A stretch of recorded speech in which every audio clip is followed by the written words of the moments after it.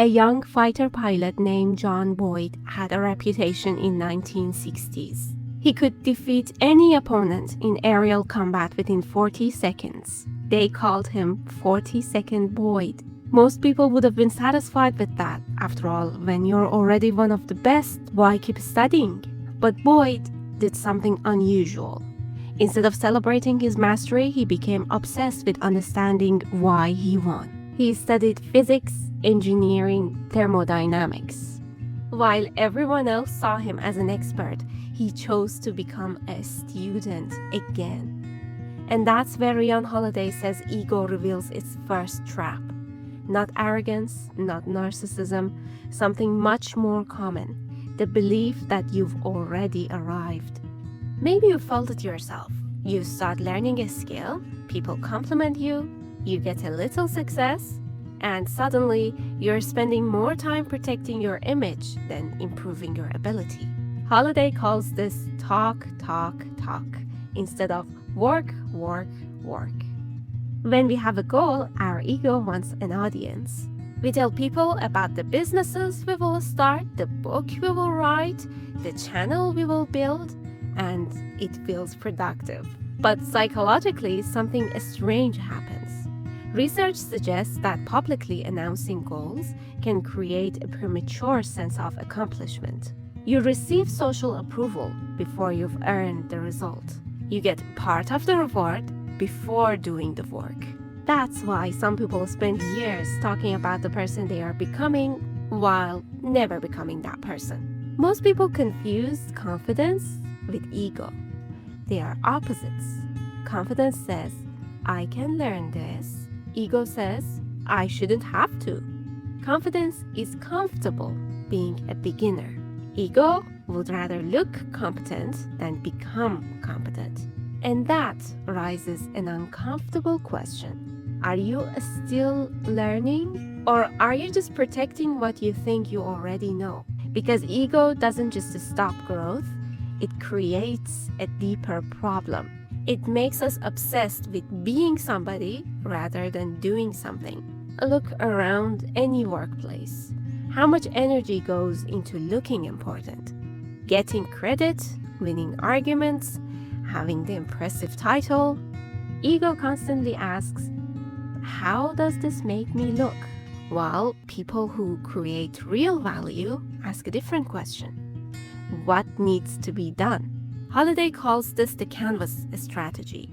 In old art workshops, apprentices didn't start by painting masterpiece.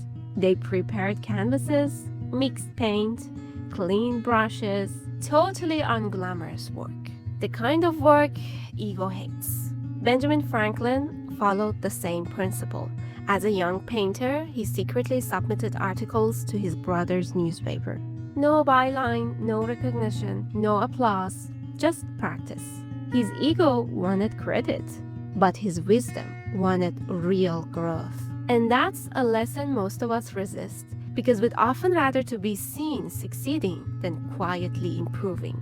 But the people who make the biggest impact are usually willing to disappear for a while, to learn, to build, to earn their skills before demanding recognition. So here's the question.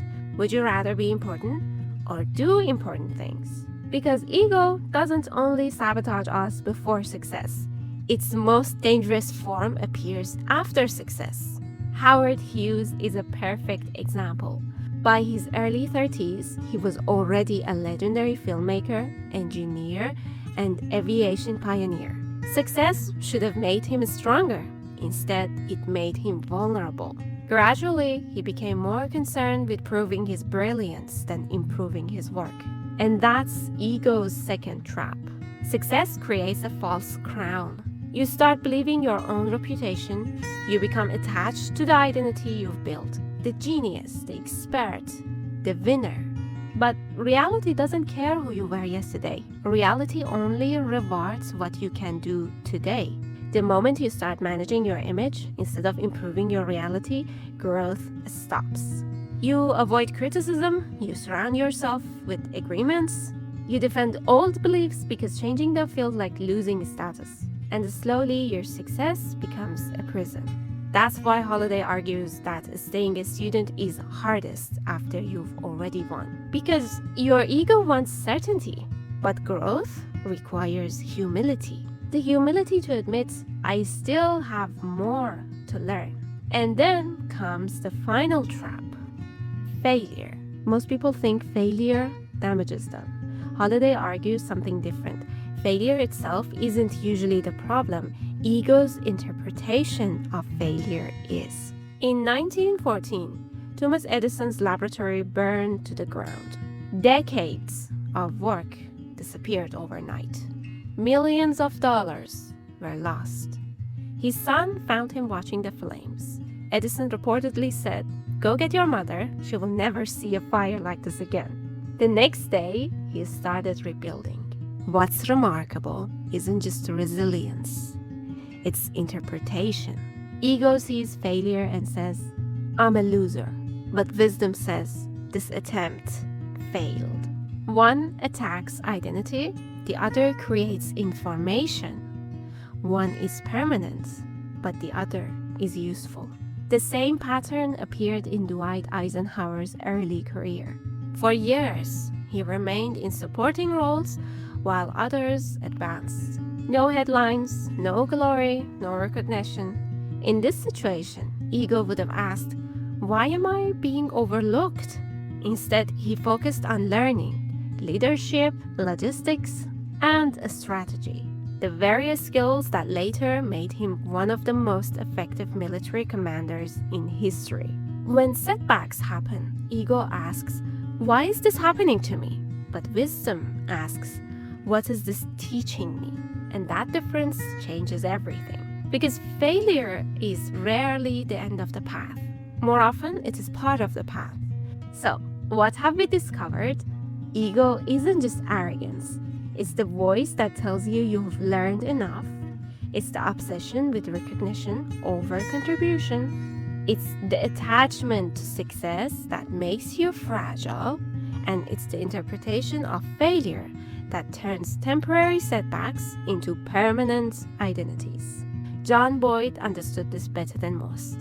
Late in life, he gave young officers a choice that all of us face sooner or later. He said, you can be somebody or you can do something. You can chase a status or you can chase impact. You can protect your image or you can improve your reality, but rarely both. And the quality of your life finally depends on which one you choose. So, which one are you choosing right now? I'd love to read your answer in the comments. Thank you for spending these few minutes with me. I appreciate it. And until next time, keep learning, keep growing, and take care.